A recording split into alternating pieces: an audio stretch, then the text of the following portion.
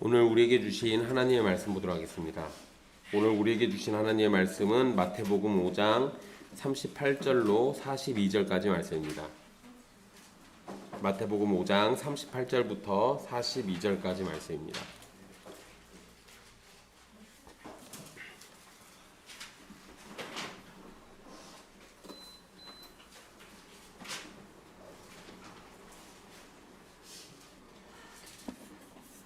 귀하신 하나님의 말씀 받들어서 읽도록 하겠습니다.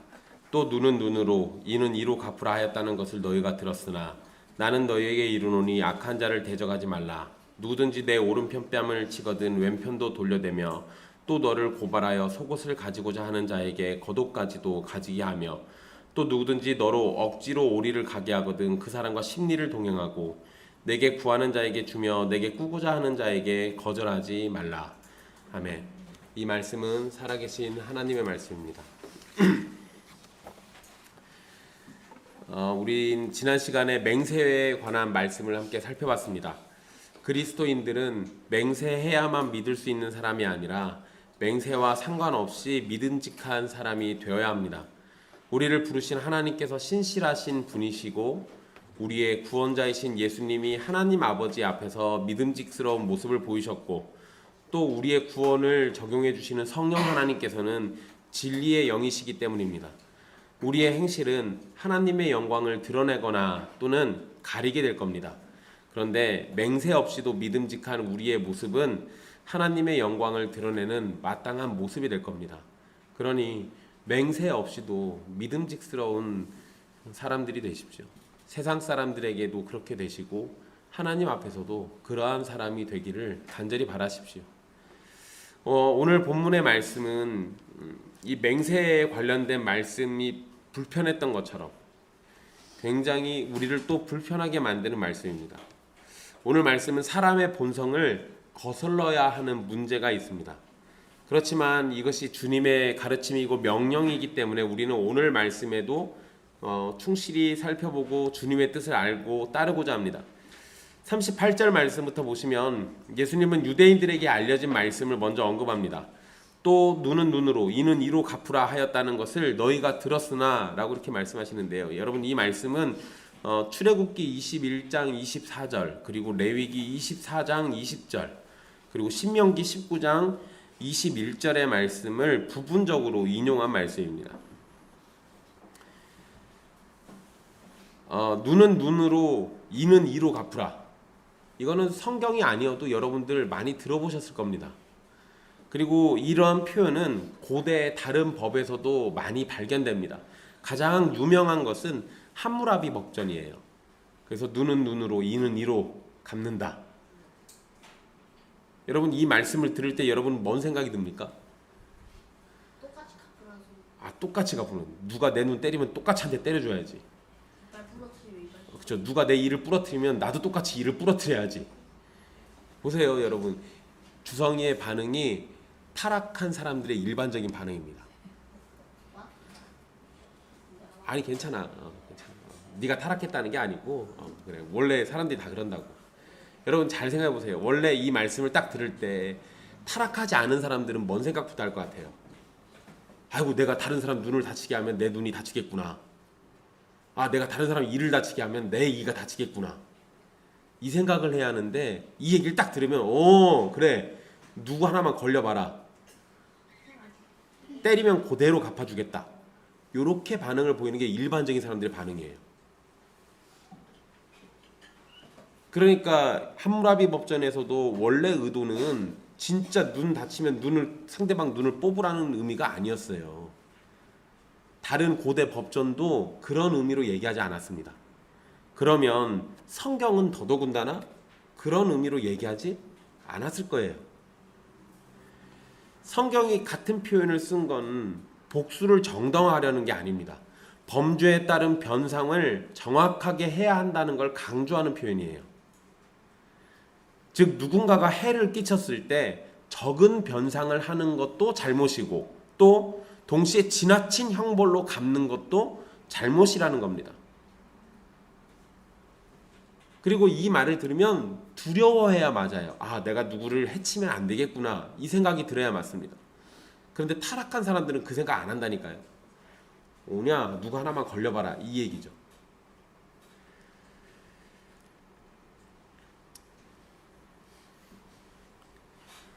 그래서 누군가에게 해를 끼쳤을 때 이 똑같은 상태로 복수한다. 그래서 동해보복의 원칙 또는 동해복수의 원칙이라고 부르는데 유대인들이 이거를 똑같이 그렇게 합니다. 그래서 누군가가 눈을 다치게 하면 피해자가 가해자에게 똑같이 눈을 다치게 한다. 이 생각으로 이걸 받아들였어요. 그러니까 유대인들도 성경의 원래 의미를 왜곡한 거죠. 여러분 우리는 어떤 피해를 보게 되면 피해를 준 사람에게 그 이상의 처벌을 내리기를 원합니다. 솔직하게 생각해 보세요. 만약에 여러분이 누군가에게 뺨을 한 대 맞으면 한 대만 되돌려주면 속이 후련합니까? 아니면 두 대를 때려야 속이 후련합니까? 아니에요. 그죠? 두 대도 속이 후련하지 않은 사람도 있어요. 10대를 때려줘야 속이 후련할 수도 있지. 보통의 사람들은 복수의 차원에서 두 대 이상 때려야 분이 풀립니다. 똑같으면 분이 안 풀려요. 이런 모습은 아이들이 싸울 때 흔히 보죠. 우리 그런 모습들 여러분들도 경험이 있을 거예요. 어렸을 때 놀다가 누구 하나 잘못 딱 때렸어요. 그러면 걔가 나 때리잖아요.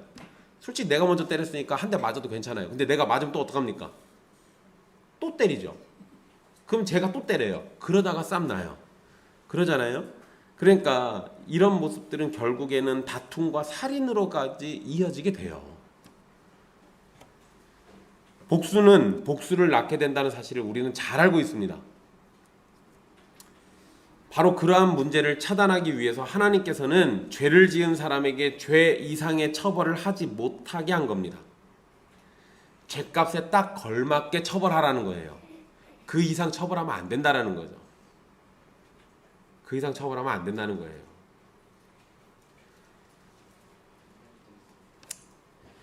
또 눈은 눈으로 이는 이로 갚으라는 이 법칙은 개인에게 주어진 게 아닙니다. 이건 재판관들에게 주어진 지침이에요. 그래서 어떤 사람이 피해를 봤을 때 그 사람을 재판하는 재판관이 하나님께서 주신 원칙에 따라 정당하고 합리적으로 처벌을 결정하라는 겁니다. 그러니까 부자라서 봐주고 힘 있는 사람이라고 해서 봐주고 나한테 좀 괘씸하니까 안 봐주고 더 가중처벌하고 나한테 좀 못된 말 했다고 더 가중처벌하고 이런 거 하지 말란 얘기예요. 딱 죄값대로 처벌하라는 거예요. 그런데 유대인들은 이런 의미를 버리고 문자적으로 이는 이로 눈은 눈으로 보복하라고 가르쳤던 겁니다. 유대인들의 이런 생각에 대해서 예수님은 악한 자를 대적하지 말라라고 명령하십니다. 39절에 나오죠. 나는 너희에게 이르노니 악한 자를 대적하지 말라. 유대인들은 보복하라고 가르쳤어요. 근데 예수님은 아예 대적을 하지 말래요. 이건 도무지 맹세하지 말라는 말씀처럼 매우 충격적인 겁니다. 그런데 예수님의 명령처럼 구약 성경은 복수보다는 선을 행할 것을 원래부터 가르치고 있었어요. 물론 여러분 구약 성경에는 하나님이 진노하셔서 어디 막 진멸해버리라고 얘기하시는 말씀들도 있습니다. 그런데 그게 복수의 차원입니까? 아니요, 그러지 않아요. 징계의 차원이지 심판의 차원인 거지 복수의 차원이 아니에요. 성경에서는 복수를 정당화시키지 않습니다. 오히려 복수할 상황이어도 복수하지 않고 선을 행하라고 가르쳐줘요. 그게 성경의 가르침입니다. 그래서 여러분 출애굽기 23장 4절을 보면은요 상황이 나옵니다. 원수가 있는데 내 원수가 하나 있는데 그 원수가 가지고 있었던 소나 나귀가 길을 잃었어요. 그러면 그걸 어떻게 하라고 가르치냐? 성경은 원수에게 찾아주라고 말합니다. 복수를 하라는 가르침이면 어떻게 해야 돼요? 원수의 길 잃은 소나 나귀를 가져다가 내 것으로 삼든지 더 멀리 가져다가 놓고 오든지 아니면은 다른 사람한테 팔아버리든지 이랬을 거 아니에요. 근데 성경은 그렇게 얘기하지 않아요. 원수 같은 이여도 내 원수여도 그의 재산을 잃어버린 어떤 상황이 있을 때 내가 도울 수 있으면 도와주라는 거예요. 이거 말고도 다른 표현도 있습니다. 짐을 싣고 가는 나귀가 자빠졌어요. 근데 그게 원수 거야. 그때 어떻게 하라고 그래요? 복수할 것 같으면은 나귀가 짐 흘렸으니까 짐을 갖고 튀어야죠. 근데 성경은 그렇게 얘기하지 않습니다. 그거 그냥 지나치지 말래요. 나귀도 이렇게 세워주고 짐도 다시 다 실어주래요. 성경은 원수를 향해서 복수하라고 가르치지 않습니다. 잠언 20장 22절에서는 악을 갚겠다고 말하지 말고 여호와를 기다리면 여호와께서 구원해 주실 것이라고 가르칩니다. 즉 복수를 적극적으로 하라는 가르침보다 복수를 멈추고 선을 행하며 살 것을 더욱 가르친다는 겁니다. 이러한 개념을 예수님께서 이어서 말씀해 주시는 거예요. 그러니까 예수님이 전혀 성경에서 언급도 안 했던 가르침을 갑자기 이끌어낸 게 아니라 이미 성경에 있는 개념들을 이어가지고 다시 얘기해 주신 거예요. 그리고 여러분 여기에서 주의할 것은 악한 자를 대적하라는 말씀인데, 대적하지 말라는 말씀인데, 이 말씀은 개인적인 복수를 금지하는 것이지 공적인 법 집행과 처벌을 금지하는 건 아닙니다. 그러니까 악한 자가 어떤 사건 사고를 저질러요. 그러면 그거에 대해서는 처벌받아야 맞아요. 근데 성도들은 어떻게 하라는 거예요? 용서할 수 있으면 용서해주고, 그리고 또 그를 미워할 상황이면 그 미움을 걷어들이고 이러라는 거예요. 악한 자의 심판은 하나님의 손에 달려 있는 겁니다. 하나님이 허락하신 질서와 권한 속에서 그 심판은 집행되어야 하는 거예요. 그러니까 공적인 법 집행은 전혀 문제가 없어요. 그렇지만 개인적인 복수는 하지 말라는 겁니다. 물론 여러분, 우리 세상에서 나오는 뉴스 같은 거 보면 그냥 차라리 개인적인 복수를 하는 게 속이 후련할 것 같은 사건들도 있어요. 여러분 최근에 영화가 하나 나온 게 있습니다. 소년들이라는 영화인데 이게 그 삼내 슈퍼 할머니 살인 사건 났던 그거를 영화로 만들었어요. 1999년도에 있었던 사건인데 그때 아이 셋이서 들어가서 할머니를 묶어놨는데 할머니가 죽어가지고 그것 때문에 그 3명을 붙잡아가지고 바로 경찰이 범인을 잡아가지고 처벌을 했는데 알고 봤더니 경찰들이 그 아이 셋을 가짜 범인을 데려다가 진짜라고 속여가지고, 그러니까 구타해가지고 가짜 범인을 만들어 놓은 거예요. 근데 나중에 진범이 잡혔습니다. 진범이 따로 있었어요. 근데 그때 그러면 그 구타하고 아이들을 가짜 범인으로 만들었던 경찰들 처벌받아야 하잖아요. 그 사람들 처벌 한 명도 안 받았습니다. 이후에 재심을 했어요. 16년 뒤에 재심을 했는데 그 사람들은 무죄가 나왔습니다. 진범이 잡혔으니까.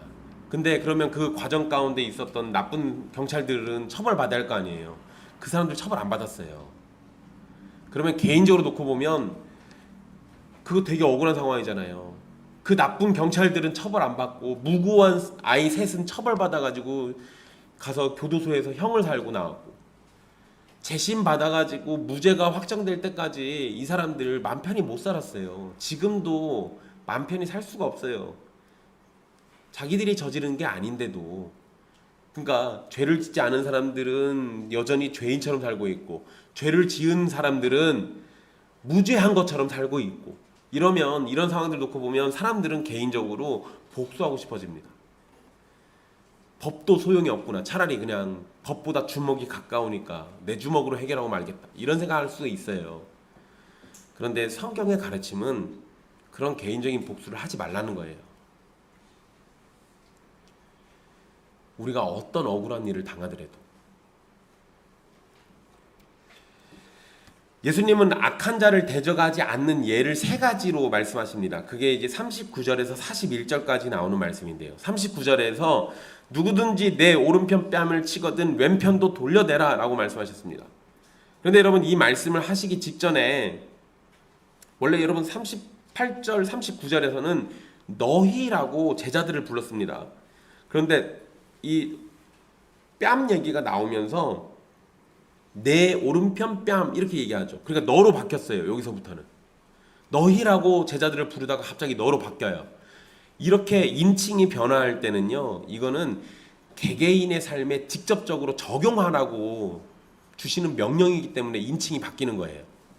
그러니까 이 말은 그냥 예수님이 예로 들고 야, 이 정도는 해야지 않을까? 이런 식으로 두리뭉실하게 얘기한 게 아니라 너희들의 삶에 직접 적용하라고 명령 주신 거라고요. 그래서 인칭이 너희에서 너로 바뀌는 거예요. 그러니까 지금부터 이 말씀들은 우리가 외면하면 안 되는 예수님의 준엄한 명령이라는 거예요. 예수님의 말씀은 갑자기 뺨을 때린 것을 이야기하시는 게 아닙니다. 보통 여러분 갑자기 뺨을 때리면 그냥 부지불식간에 뭐 이야기하다가 갑자기 손이 날아가서 뺨을 때리면 그러면 보통은 사람들이 자기가 잘 쓰는 손으로 때리죠. 그러죠? 저는 왼손잡이에요. 제가 오른손으로 글씨를 쓰긴 하는데 오른손으로 밥도 먹고요. 우리 아버지가 왼손 쓰지 말라고 그래가지고. 근데 저는 왼손잡이입니다. 그러니까 여러분들은 제 앞에서 오른쪽 뺨을 감추셔야 돼요. 저는 왼손이 먼저 날아가요. 근데 여러분 보통 사람들은 오른손잡이에요. 그죠? 그러면 여러분 내가 오른손으로 상대방의 뺨을 갑자기 팍 때린다고 생각해 보세요. 그럼 어느 쪽을 때리겠습니까? 상대방의 왼쪽 뺨을 때려요. 내가 오른손으로 이렇게 때리려면. 그런데 오른편 뺨을 때렸다는 얘기는 뭔 소리예요? 왼손으로 때렸든지 아니면 오른손의 손등으로 때린다는 얘기예요. 세준이가 잘 때려본 것 같은데. 많이 해봤어? 이거 자연스러운데 이게? 손등으로 뺨을 때린 겁니다. 여러분 이게 당시의 문화에서 보면은요, 이건 분명히 오른손의 손등으로 때린 겁니다. 즉 의도적으로 때리려고 한 거예요. 그리고 손등으로 때리는 거는 모욕감을 주는 겁니다. 손등으로 뺨을 때리는 건 단순 폭력으로 끝나지 않고 모욕과 멸시의 의미도 포함되어 있습니다. 당시 랍비들의 가르침을 살펴보면은요, 손바닥으로 때렸을 때 배상을 해야 하는 값이 있는데 손등으로 때렸을 때는 그거의 2배를 배상해야 돼요. 그렇다는 얘기는 손등은 배나 더 손바닥보다 더 심한 문제였다라는 거죠. 그러니까 2배로 갚으라고 얘기했던 거예요. 그런데 여러분 예수님은 손등으로 맞았는데 니네 배상 받으라고 얘기하는 게 아니라 왼편도 돌려대라고 말씀하십니다. 의도적으로 모욕의 의미를 담아가지고 손등으로 때린 사람을 향해서 왼편 뺨도 돌려대라는 것은 철저하게 자신을 낮추고 수치와 멸시를 견뎌내라는 거예요. 이거 되게 모욕적인 거잖아요. 근데 오른편 뺨을 맞으면 왼편도 돌려내래요. 원문에서는 왼편이라고 안 나와요. 다른 편이라고 나옵니다. 어쨌든 왼쪽이든 오른쪽이든 한 대 맞으면 반대쪽도 돌려대라는 거예요.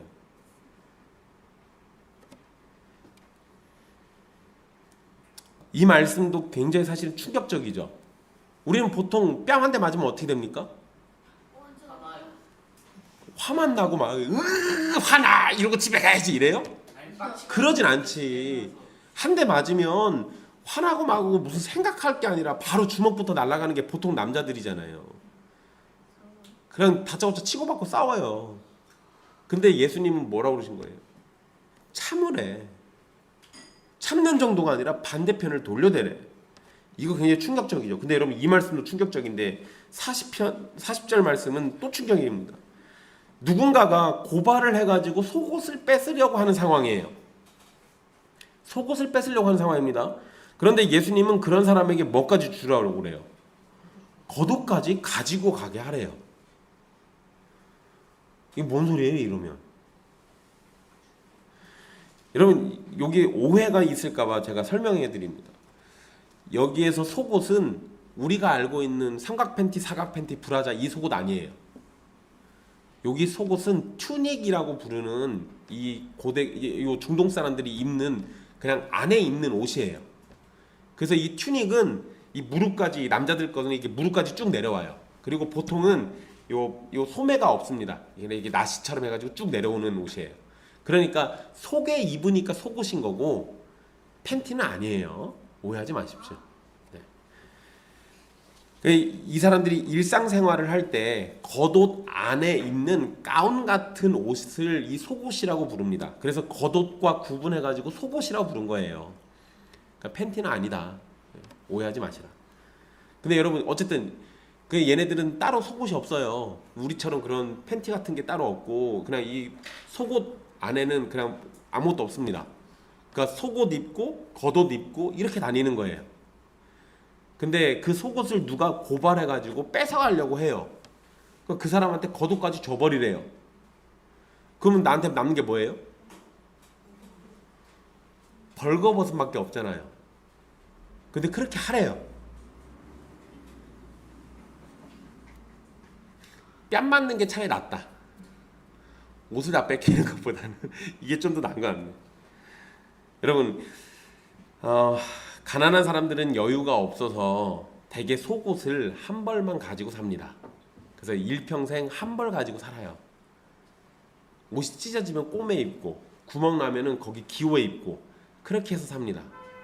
그러다가 아예 못 입을 때 그때 새로 하나 장만하든지 그러는 거예요. 그래서 부자들은 여러 벌을 마련해 가지고 돌려가면서 입거나 겹쳐 입기도 했습니다. 근데 보통은 한 벌만 가지고 있어요. 그런데 이런 속옷을 빼앗으려고 고발하는 일이 벌어지면 겉옷까지 가지게 다 줘버리래요. 여러분 이 속옷도 굉장히 중요한 건데 유대인들에게 겉옷은 생명과 직결되는 옷입니다. 그래서 속옷보다 훨씬 더 중요해요. 유대인들은 이 겉옷을 그냥 입고 생활을 하다가 저녁에는 이 겉옷을 이렇게 덮거나 입고 잠을 자요.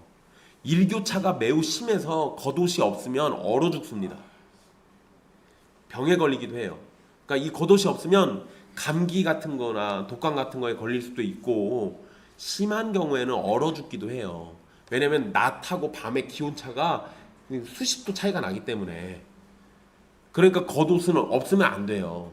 그래서 출애굽기 22장 25절로 26절 또 신명기 24장 12절 13절에 보면은 뭐라고 명령이 되어 있냐면 돈이 급해서 이 겉옷을 담보 잡힌 사람이 있으면 밤에 덮고 잘 수 있도록 해가 지기 전에 옷을 돌려주라고 명령돼 있어요. 돈을 못 받아도 겉옷은 돌려주라고 돼 있습니다. 안 그러면 죽으니까. 그러니까 돈을 갚지 못하더라도 그 사람의 생명을 지킬 수 있도록 겉옷은 반드시 줘야 돼요. 그런데 이런 말씀 때문에 겉옷을 뺏으려고 하는 사람은 유대인들 사이에서 굉장히 큰 죄인입니다. 성경이 이렇게 써 있으니까. 그런데 주님은 뭐라고 하신 거예요? 이거 얘도 그러니까 나름대로 유대인인 거죠. 겉옷이 아니라 속옷을 뺏으려고 고발한 애였으니까. 그런데 걷다 대고 누군가 속옷을 뺏으려는 사람이 있으면 겉옷까지 그냥 줘버리라고 그래요. 예수님의 말씀대로 속옷과 겉옷을 모두 줘버리면 벌거벗게 됩니다. 주님은 설령 그렇게 되어서 부끄러움을 당하더라도 그렇게 해주라는 겁니다. 자신의 것을 빼앗기는 순간에도 선을 행하라는 것은 도무지 사람이 할 수 없을 것만 같은 일인데 이거 분명히 주님의 명령이 맞습니다. 그리고 여러분 아까 제가 말씀드렸죠. 너라고 했다고. 40절에도 뭐라고 되어 있습니까? 너를 고발하여 라고 되어 있잖아요. 그러니까 우리가 다 지켜 행하라고 주신 명령의 말씀이라고요. 우리 이렇게 하래요.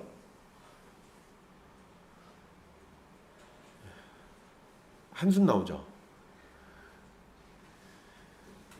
또 여러분 예수님께서 41절에 누군가가 억지로 오리를 가게 하면 그 사람과 심리까지 동행해 주라 라고 말씀을 하십니다. 우리 성경에서는 오리 이렇게 이야기했는데 유대인들이 오리, 심리, 이심리 이걸 알 리가 없잖아요. 그러니까 이건 우리 한국말로 번역할 때 우리 선배들이 그냥 오리, 심리라고 번역을 해놓은 거예요. 이게 원문에서 그러니까 뭐 오리면은 몇 킬로예요? 오리면은 2킬로예요. 심리면은 4킬로고 그러죠? 근데 원어의 원래 의미는 오리라고 번역된 거는 1000걸음입니다. 그러니까 누군가가 억지로 1000걸음을 가도록 하면 그 사람과 2000걸음까지 가주라고 예수님이 말씀하신 거예요.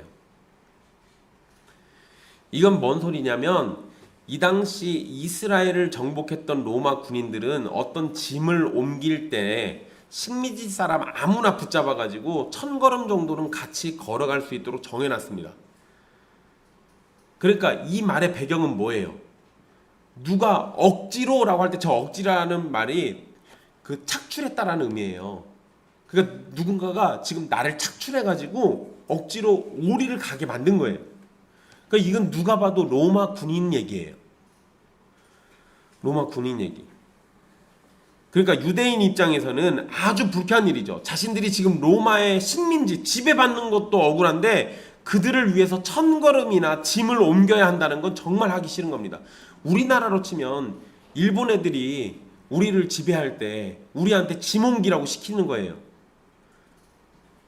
지배받는 것도 승질나 죽겠는데 짐까지 옮기라고 하면 내가 걔네들을 위해서 짐까지 옮겨줘야 돼. 아무 이유 없어요. 그냥 옮기라면 옮기는 거예요. 옮기고 난 다음에 돈을 받을까요? 아니요. 그런 것도 없어요. 그런데 주님은 만약 그런 일이 있다면 그들과 2,000걸음까지 해주라고 말씀합니다. 여러분 여기 이 억지로라고 되어 있는 이 표현 있잖아요. 이 표현이 성경에 다른 곳에 딱 한 군데 더 쓰입니다. 예수님 십자가 치고 올라가실 때 십자가를 잘 못 지니까 구레네에서 온 시몬이란 사람을 억지로 끌어다가 십자가를 지게 하죠. 그때 이 단어가 한 번 더 쓰여요. 근데 그 구레네 사람 시몬은 성경에 이름이 기록되어 있고 그의 자식들도 이름이 기록되어 있어요. 재미난 거죠. 억지로 끌려와서 십자가를 대신 진 건데 그 사람 그 이후에 예수님 믿었어요. 그러니까 그 사람은 예수님의 말씀을 알고 가서 억지로 내가 이걸 가서 이렇게 들어준 개념은 아니지만 예수님의 말씀이 응해서 어떤 사람이 나타났을 때 그 사람에게 구원의 은혜가 임했어요. 그러니까 주님이 이렇게 말씀하시는 거는 그냥 우리 보고 부당한 일을 다 참고 견디기만 해라 이 얘기가 아니에요. 그러는 중에 우리가 받을 복이 있다를 암시해 두고 있는 거죠. 그러니까 무조건 참으라는 것만 생각하지 마십시오. 주님의 말씀을 따라 참고 인내하고 손해보고 이러는 가운데 우리는 받을 복이 있어요.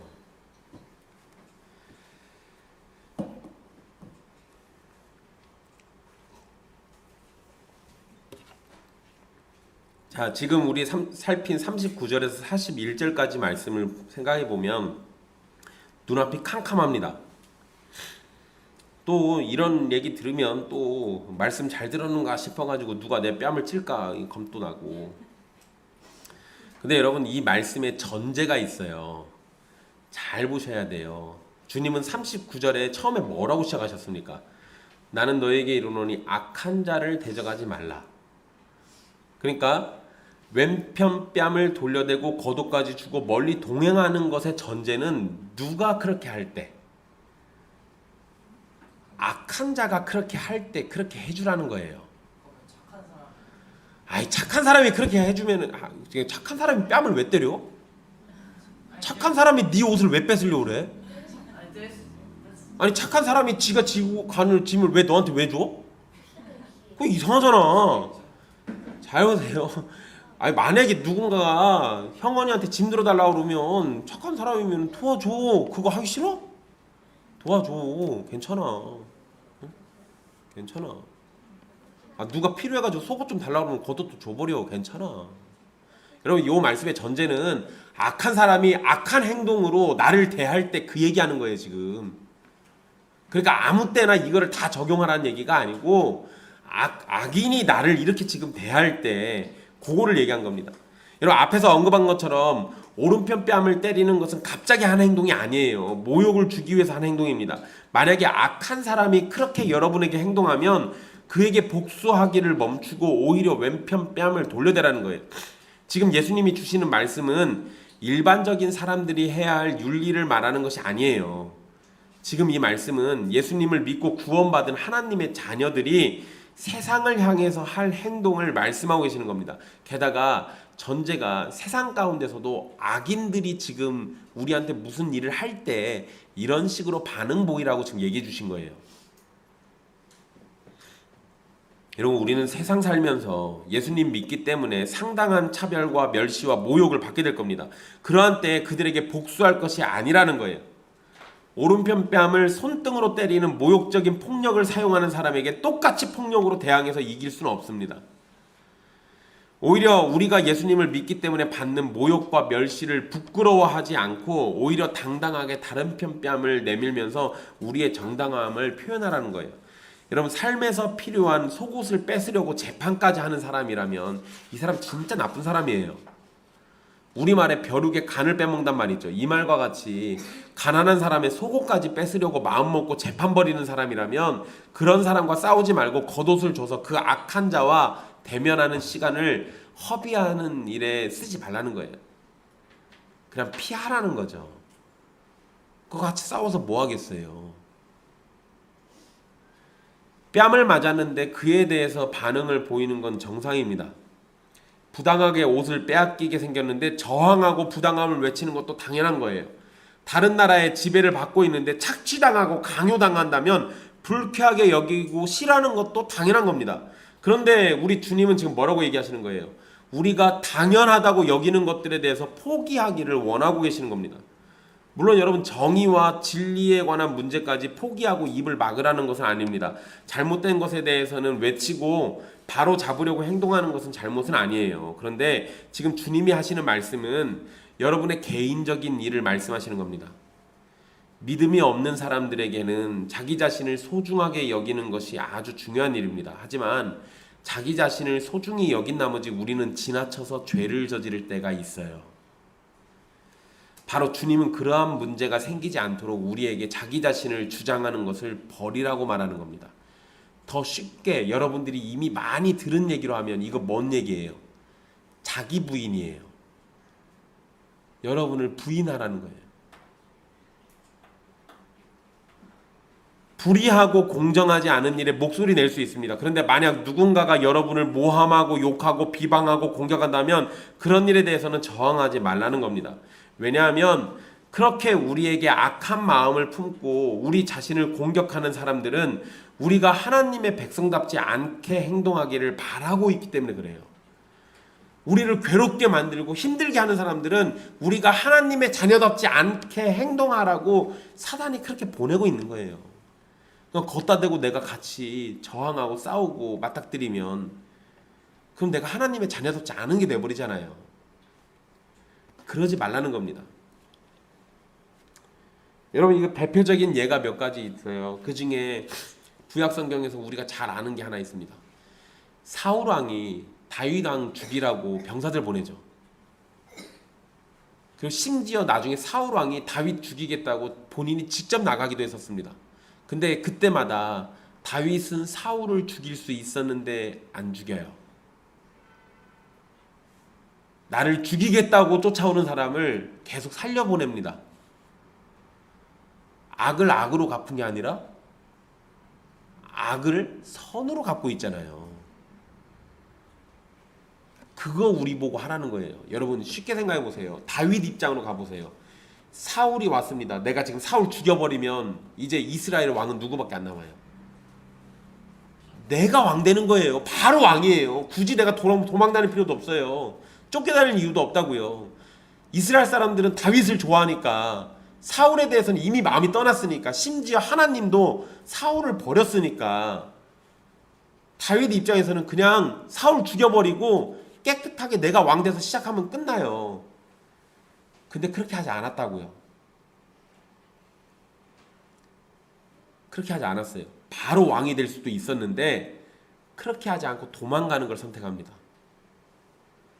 죽일 수 있는 기회를 버리는 거예요. 딱 예수님이 하신 말씀대로 한 거예요. 그렇게 하라는 겁니다.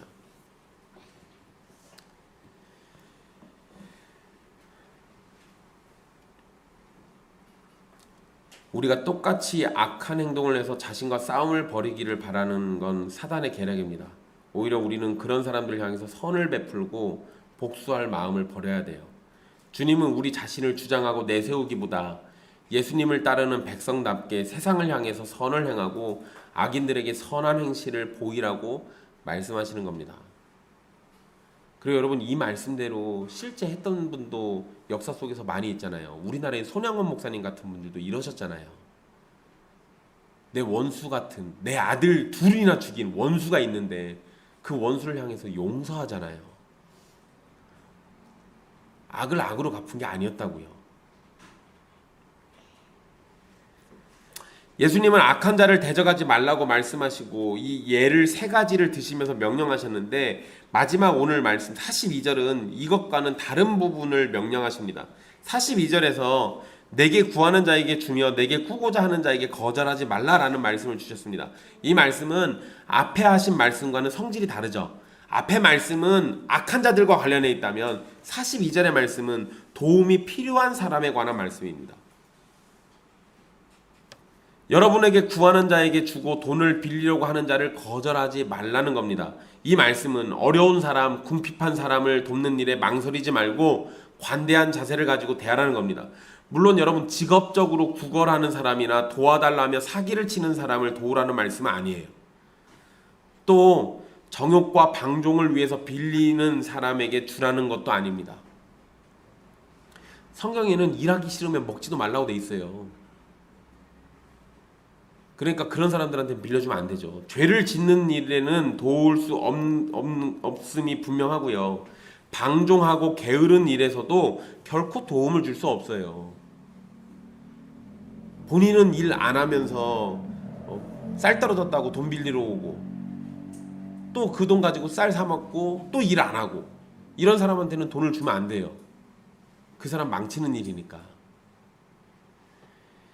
그런데 가족이나 교회 식구나 그리고 여러분이 만나는 모든 이웃 가운데 어려움을 겪으면서 도움을 청하는 사람이 있다면 도와야 합니다. 그것이 주님의 명령이에요.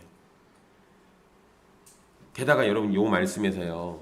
여기에서 돈을 빌려주는 사람의 형편은 언급하지 않습니다. 게다가 이게 지금 누구한테 한 얘기예요. 내게 구하는 자니까 이거 누구예요? 지금 이 말 듣고 있는 사람들. 예수님의 제자들이죠. 제자들은 부자 아니었어요. 제자들은 형편이 다 고만고만했어요. 거기다가 지금 예수님 쫓아다니고 있잖아요. 원래 베드로 같은 사람들은 어부였는데 물고기 안 잡고 지금 뭐 하고 있어요? 예수님 쫓아다니고 있으니까 물고기를 못 잡을 거 아니에요. 돈을 못 벌 거 아니에요. 돈도 못 벌고 있는 사람들한테 지금 이런 얘기 하신 거예요. 돈이나 넉넉하고 가진 거 많은 사람한테 이런 얘기 하면은 예 걱정 마십시오. 오면 오는 대로 다 퍼주겠습니다. 이러겠는데 지금 이 말을 듣고 있는 사람들은 어려운 사람들이라고요. 근데 그 사람들한테 뭐라고 한 겁니까? 구하는 자에게 주고 꾸고자 하는 자에게 거절하지 말라. 즉 넉넉하든 어려운 처지에 있든 누군가 돈을 빌려달라고 할 때 도움을 달라고 할 때 외면하지 말라는 겁니다. 게다가 여러분 여기 그 내게 꾸고자 하는 자에게라고 할 때 그 꾸고자라고 번역된 단어 있잖아요.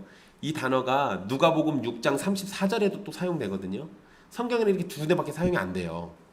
근데 누가복음 6장 34절은 어떤 배경이냐면 돌려받지 못할 상황인데 누가 꾸어달라고 하는 거예요. 그때도 꾸어주래요. 그러니까 못 돌려받을 거 뻔히 알아도 빌려달라는 사람한테 어떻게 하라는 거예요? 빌려주라는 겁니다. 이게 주님의 말씀이에요.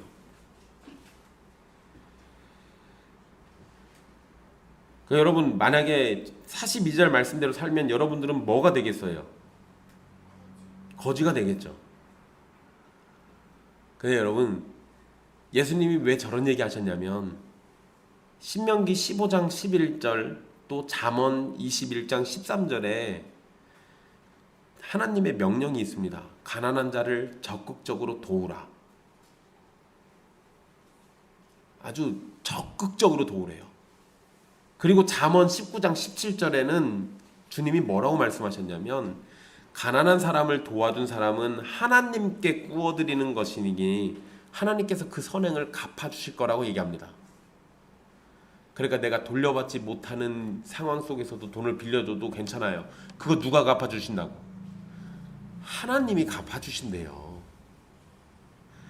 그러니까 여러분 도움을 베풀 때 도움을 받는 사람을 쳐다보고 형편을 보고 갚을 능력을 보고 그렇게 해서 돈을 빌려주는 게 아니라 내가 가난한 자를 돕는 것을 기뻐하시는 하나님을 바라보고 도우라는 게 성경의 가르침이에요. 못 돌려받아도 괜찮아요. 내가 그렇게 한 행위를 하나님이 기뻐하시거든. 그러니까 그것 때문에 하래요. 게다가 하나님이 아이고 기쁘다 하고 끝내는 게 아니에요. 거기에 갚아주시기까지 안 되잖아요. 그러니까 하래요. 그러면 우리가 못할 이유가 없는 거예요. 이제 뭐만 있으면 돼요? 주님의 말씀을 믿고 따르는 믿음만 있으면 됩니다. 여러분, 오늘 말씀은 악한 자를 대적하지 말라는 예수님의 강력한 명령을 담고 있습니다. 오늘 살펴본 말씀에는 인격적인 공격이 있고 경제적인 공격이 있고 사회적인 부조리가 언급됩니다. 그런데 예수님은 뭐라고 하신 거예요? 그 모든 것을 참아내고 인내하라고 명령하십니다. 그리고 구하고 꾸고자 하는 자에게 베푸는 구제에도 적극적으로 참여할 것을 말씀하고 계세요. 유대인들은 눈은 눈으로, 이는 이로 갚으라는 법칙을 따라서 복수를 마땅하게 여겼는데, 그렇지만 예수님은 복수는 하나님께 맡겨버리고 우리는 우리에게 악을 행하는 자에게 선을 행하라고 명령하십니다. 사실상 여러분, 우리가 살면서 왼편 뺨을 돌려대거나 거독까지 주거나 억지로 길을 동행할 일은 사실 거의 없습니다. 그러나 악한 자는 다른 모양으로 우리를 공격하고 핍박하고 괴롭게 하려고 할 수 있습니다. 그럴 때 우리는 똑같이 복수하고 대적하는 것보다 그들에게 악을 선으로 갚는 것을 보여야 하는 거예요. 이게 우리한테 필요한 거라고요. 이게 우리한테 필요한 거예요. 또한 우리에게 구하고 꾸고자 하는 사람을 만나게 되면 그들을 거절해서는 안 되는 겁니다. 여러분, 이 네 가지가 공통적으로 가르치는 게 뭡니까? 우리가 손해를 감당하면서도 하나님의 말씀에 순종해야 한다는 걸 가르쳐줘요. 마땅하게 여기는 내 권리와 내 소유를 지키려고 악을 행하기보다는 손해를 입더라도 악을 피하고 선을 행하려고 해야 한다는 겁니다. 물론 우리의 믿음과 삶이 단번에 이런 수준이 되진 않을 겁니다. 하지만 하나님의 통치를 받는 하나님의 참된 백성은 하나님의 나라가 확장되듯이 믿음과 순종이 자라나며 완성에 이르게 될 겁니다. 우리는 예수님의 말씀처럼 완전히 순종할 수는 없을 거예요. 하지만 우리를 부르신 주님은 손해를 보시고 포기하시면서 선을 보이셨어요. 그러니까 우리 주님이 어떻게 하셨는가를 생각해 보라는 겁니다. 여러분들이 가진 게 많겠습니까? 아니면 하나님이신 예수 그리스도가 가지신 게 많겠습니까? 여러분들이 가지고 있는 영광이 크겠습니까? 성자 하나님이 가지신 영광이 크겠습니까? 예수님은 본래 하나님의 우편에 계셨고 하나님의 가장 사랑하는 아들이십니다. 그런 분이 자기의 자리인 하늘 보좌를 포기하고 이 땅에 사람으로 내려오셨어요. 자기 자신의 자리를 포기하고 이 땅에 오신 이유는 바로 저와 여러분을 죄악에서 구원하기 위함입니다. 만약에 여러분께서 우리 예수님께서 자신의 자리를 포기하지 않고 자신의 권리를 주장하면서 계속 하늘에 계셨었다면 저와 여러분은 이 세상에서 비참하게 죄악 중에 살다가 죽어서 영원한 지옥의 형벌을 맞았을 겁니다. 그런데 주님은 우리를 위해 자신의 당연한 자리를 버리셨어요.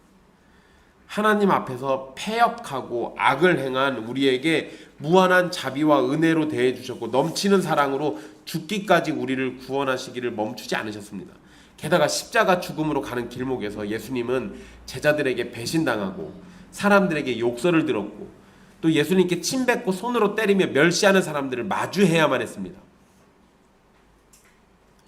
그런데 주님이 그 사람들을 어떻게 대했어요? 천군 천사들 불러서 싹 쓸어버렸습니까? 아니면 십자가에서 힘없이 그들을 위해서 기도했습니까? 아버지, 저들은 자기들이 무슨 짓 하고 있는지 모릅니다. 저들을 사하여 주옵소서. 주님은 죽어가면서까지 자기 대적들을 위해서 기도하셨어요.